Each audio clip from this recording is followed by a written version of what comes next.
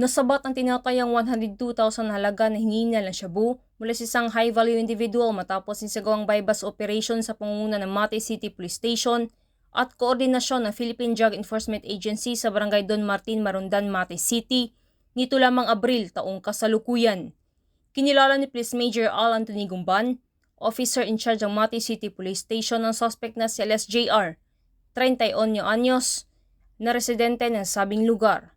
Mula sa kanya nakuha ang tinatayang 15 grams sa hiningal ng shabu at iba pang ebidensya. Naharap ang suspect sa kasong paglabag sa Republic Act 9165 o Comprehensive Dangerous Drugs Act of 2002.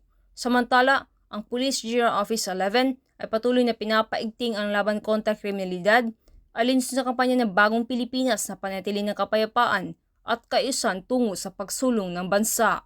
Mula dito sa Rion 11, ako yung PNN Correspondent Patuluman Sheena May Ilagan, alagad ng batas, tagataguyod ng Balitang Pulis.